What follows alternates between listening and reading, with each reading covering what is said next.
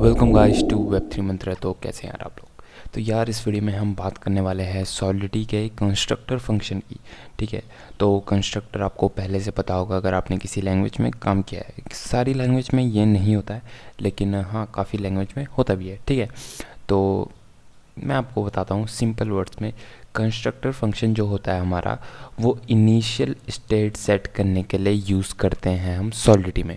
ठीक है। सॉलिडिटी क्या मोस्टली जो कोई भी अगर प्रोग्रामिंग लैंग्वेज में कंस्ट्रक्टर होता है तो उसका यही काम होता है। ठीक है। तो सॉलिडिटी में हमें इनिशियल स्टेट डिफाइन करने के लिए कंस्ट्रक्टर फंक्शन का यूज़ होती है। ठीक है। क्योंकि आपको पता है अगर हम कोई भी फंक्शन डिफाइन करेंगे तो उसको हमें पहले कॉल करना पड़ता है। हमें ऑन द गो जैसे हम कॉन्ट्रैक्ट डिप्लॉय करें तो उस समय हमें कोई फंक्शन की वो नहीं रहती है, बेसिकली कहें तो फैसिलिटी नहीं रहती है, क्योंकि हमें उसे स्पेसिफिकली कॉल कराना पड़ता है। ठीक है। आपने देखा था रिमिक्स आईडी में मैं जब कोई फंक्शन लिख रहा था तो हमें एक एक करके कॉल करना पड़ रहा था। तो कंस्ट्रक्टर फंक्शन जो होता है वो ऑटोमेटिकली कॉल हो जाता है और वो क्या करता है ऑटोमेटिकली, मतलब जब इनिशियल करेंगे हम कॉन्ट्रैक्ट अपना इनिशिएट करेंगे तो उसी समय वो कंस्ट्रक्टर फंक्शन रन हो जाएगा जैसे ही वो होगा। ठीक है। तो यहाँ पे देखो, यहाँ पे इसके बारे में पढ़ लेना आप, थोड़ा बहुत मैंने पॉइंट लिए हैं समझने लायक। तो कंस्ट्रक्टर फंक्शन जो है उसे हम कंस्ट्रक्टर कीवर्ड से डिफाइन करते हैं। ठीक है। तो एक काम करता हूँ, मैं आपको रिमिक्स आईडी में ले चलता हूँ और यहीं आपको बताता हूँ। तो मैंने एक बेसिक कॉन्ट्रैक्ट जो है बना लिया है, कॉन्ट्रैक्ट का स्ट्रक्चर। ठीक है। तो इसका नाम मैंने बेस रखा है। तो मैं क्या करता हूँ, मैं यहाँ पे एक कंस्ट्रक्टर फंक्शन अपना डिफाइन कर देता हूँ। ठीक है। आपको फंक्शन की तरह डायरेक्टली से ऐसे कर देना। ठीक है।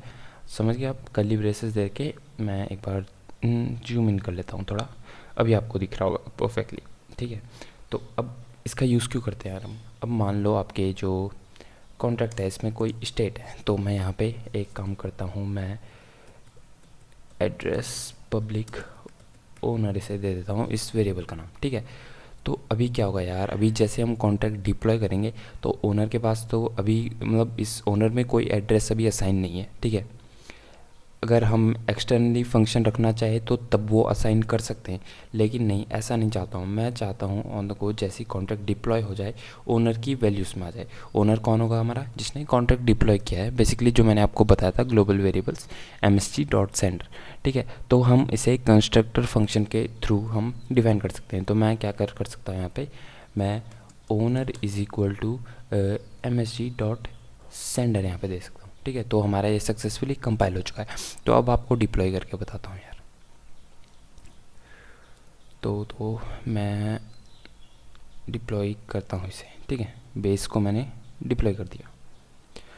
तो अभी यहाँ पे देखो, अगर हम कंस्ट्रक्टर फंक्शन का यूज़ नहीं करते तो मेरे ओनर में ना कोई वैल्यू नहीं रहती जब तक मैं कोई दूसरा फंक्शन कॉल नहीं करता या दूसरा फंक्शन नहीं बनाता ऐसे। ठीक है। लेकिन कंस्ट्रक्टर के थ्रू क्या हो गया, जैसे ही हमारा कॉन्ट्रैक्ट डिप्लॉय हुआ वैसे ही उसकी स्टेट में जो वैल्यू हम असाइन कराना चाहते हैं या इनिशियल स्टेट जो रखना चाहते हैं वो चीज़ हो गई है। ठीक है। एक नहीं, आप यहाँ पे कितने भी स्टेट को चेंज कर सकते हैं, काफ़ी कुछ कर सकते हैं कंस्ट्रक्टर फंक्शन में। ठीक है। तो बेसिकली इसका आइडिया यही था। तो मेन वही चीज़ थी। अब मैं आपको एक और चीज़ बताना चाहता हूँ। अगर आपने ओपन जेपलिन वगैरह या इनके कोई भी आप कॉन्ट्रैक्ट देखते हो एडवांस, तो उसमें मैं डिराइव्ड कॉन्ट्रैक्ट में ऐसा कुछ कर देते हैं यार वो। ठीक है। यहाँ पे देखो आप, कंस्ट्रक्टर लिख दिया, आगे दूसरा ये लिख दिया और उसको भी कॉल कराया। तो बेसिकली ये डिराइव्ड कॉन्ट्रैक्ट में यूज़ होता है हमारा। ठीक है। जैसे कि डिराइव्ड कॉन्ट्रैक्ट मैंने आपको बताया था इनहेरिटेंस। तो मैं क्या करता हूँ, यहाँ पे एक और कॉन्ट्रैक्ट जनरेट कर लेता हूँ, लिख लेता हूँ बेसिकली। ठीक है। इसका नाम मैं रखूँगा डिराइव्ड। ठीक है। अब मैंने बताया था इस कीवर्ड से हम जो है इनहेरिट करते हैं अपने दूसरे कॉन्ट्रैक्ट में एक दूसरा कॉन्ट्रैक्ट। ठीक है। हाँ, समझ गए आप। तो यहाँ पे मैं क्या लिख दूँगा, बेस लिख दूँगा यहाँ पे। तो ये इनहेरिटेंस क्या होता है, बेसिकली इसके जो फंक्शन आएंगे, जैसे कि ये ओनर है। ठीक है। ये हम यहाँ से भी कॉल करा सकते हैं। वो डिपेंड करेगा इसकी विजिबिलिटी में, जो कि अभी पब्लिक है तो हम कॉल करा सकते हैं। ठीक है। वेरिएबल स्कोप भी मैंने आपको समझाए थे, है ना। तो वीडियो देख लो अगर आपको नहीं पता है। ठीक है। तो प्लेलिस्ट में जाके सारी देख लो, अगर शुरू से नहीं देख रहे आप, आपको बेटर समझ आएगा। ठीक है। तो अब हम क्या करेंगे यहाँ पे, तो बेसिकली आप यहाँ पे देखो बेस में जो है कंस्ट्रक्टर फंक्शन है। तो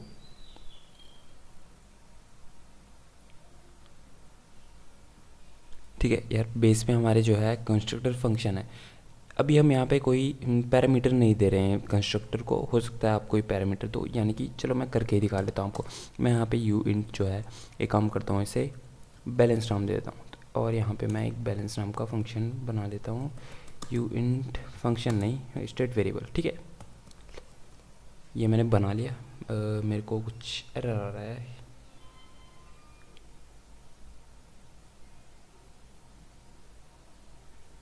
यू इंट बैलेंस, ठीक है। तो इसको मुझे लोकल वेरिएबल का नाम चेंज करना पड़ेगा, तो मैं अंडरस्कोर यहाँ पे दे रहा हूँ बैलेंस, ठीक है। हाँ, तो अब जो इसने एरर दिया है ना मुझे, तो अब सही एरर दिया है। पहले क्या करता हूँ मैं, जो मेरा बैलेंस है, जो मेरा स्टेट वेरिएबल का बैलेंस है, उसे मैं जो पैरामीटर में ले रहा हूँ उस बैलेंस के साथ असाइन कर देता हूँ, मतलब इक्वल कर देता हूँ। अब जो मुझे एरर आ रहा है वो आ रहा है कि यहाँ पे जो है ना कंस्ट्रक्टर फंक्शन में हमारे जो है ये वैल्यू उसे पास करनी पड़ेगी, तभी तो ये कॉल होगा, ठीक है। तो अभी ये परफेक्ट जो एरर है ना ये आना चाहिए था। अब ये कैसे हटेगा, इसके दो तरीके हैं, ठीक है। एक तो आप ऐसे कॉल कराओ इसे बेस में, वो देखे। अब यहाँ पे क्या कर रहा हूँ, आप वैल्यू डाल दो। मैंने अनसाइंड इंटीजर डाला है, मैं 10 यहाँ पे लिख देता हूँ। तो अभी देखो मेरा सक्सेसफुली कंपाइल हो चुका है ये, है ना। तो पहले मैं आपको डिप्लॉय करके दिखा देता हूँ ये कैसा दिखता है। तो मैं जो है बेस अपना, तो यहाँ पे देखो इसने इनिशियल ही डिप्लॉय करने से पहले ही मेरे से वैल्यू मांग रहा है बैलेंस की, क्योंकि मैंने यहाँ पे कंस्ट्रक्टर में जो है पैरामीटर दिया है। अब मुझे यहाँ पे डालना पड़ेगा, ठीक है। तो अगर मैं यहाँ पे डालता हूँ ना, बेस को मैं डिप्लॉय कर रहा हूँ, ठीक है। ये एक साथ डिप्लॉय नहीं होंगे, या तो आप डिराइव्ड डिप्लॉय करोगे या बेस। तो मैं बेस को डिप्लॉय कर रहा हूँ, बेस कॉन्ट्रैक्ट को, ठीक है। तो अभी देखो इसने इनिशियली मांग लिया था, उसके बाद इसने असाइन कर दिया इन पे ये वैल्यूज़, ठीक है। अब इसमें भी ऐसी हुआ, अगर अब मैं डिराइव्ड कॉन्ट्रैक्ट को जो है वो डिप्लॉय करूँगा, ठीक है। अब मैं इसे डिप्लॉय करता हूँ, तो यहाँ पे क्या हो रहा है, यहाँ पे मैंने जो है पहले से ही 10 दे रखा है, तो बैलेंस तो हमारा 10 हो जाएगा। ओनर में हमारा जो msg.sender है, यानी कि ये वाला एड्रेस जिसके थ्रू हम डिप्लॉय कर रहे हैं, वो मुझे वहाँ पे शो करिएगा, ठीक है। तो एक तो ये तरीका था। दूसरा तरीका मैं आपको बताता हूँ, अगर आप यहाँ से हटा दो इसे, तो आप क्या करोगे, यहाँ पे जो है कंस्ट्रक्टर फंक्शन डिफाइन करोगे, उसके आगे आप बेस का कंस्ट्रक्टर जो है वो इनिशियलाइज कराओगे, और बेस में क्या देना है आपको, एक आर्गुमेंट पास करना है। यहाँ पे मैं अब क्या करता हूँ 20 दे देता हूँ। तो देखो मेरा अब सक्सेसफुली कंपाइल हो चुका है, ठीक है। तो डिराइव्ड कॉन्ट्रैक्ट में हम ऐसा करते हैं, या तो आप सीधा यहाँ पे जो है यहाँ पे ब्रैकेट्स दे के दे सकते हो, या तो आप यहाँ पे भी कंस्ट्रक्टर डिफाइन कर सकते हो, ठीक है। तो यही था इसमें। तो 20 मैंने दे दिया, msg.sender खुद आ जाएगा। मैं सक्सेसफुली, मेरा कंपाइल हो ही चुका है। मैं डिप्लॉय भी करूँगा तो मेरे को कोई एरर नहीं आएगा। देखो मैं डिराइव्ड को डिप्लॉय करता हूँ, ठीक है। और ये देखो मेरा बैलेंस में मुझे 20 मिल चुका है, ठीक है। ओनर में मुझे मेरा एड्रेस मिल चुका है। तो इतना ही था यार, बस कंस्ट्रक्टर में ये जान लेना है आपको कि जो इनिशियल स्टेट को सेट करने के लिए हम जनरली इसे यूज़ करते हैं, ठीक है। और ये काफ़ी काम की चीज़ है, ये आप समझ गए होंगे, क्योंकि जैसे कि आपको ओनर डिफाइन करना है, बैलेंस डिफाइन करना है, तो वो आप इनिशियली करना चाहोगे, ठीक है। जैसे कि मेन है ओनर, वो आप चाहोगे कि जैसे कोई डिप्लॉय करे उसके बाद वो डिफाइन हो, ना कि कोई फंक्शन कोई और कॉल करे तो किसी और का भी असाइन हो सकता है एड्रेस उसमें, अगर हम एक्सटर्नली फंक्शन लिखें, ठीक है। तो ये काफ़ी ज़रूरी था, कंस्ट्रक्टर काफ़ी ज़रूरी फंक्शन है, मोस्टली हम यूज़ करते हैं, ठीक है। तो बस इतना ही यार इस वीडियो में।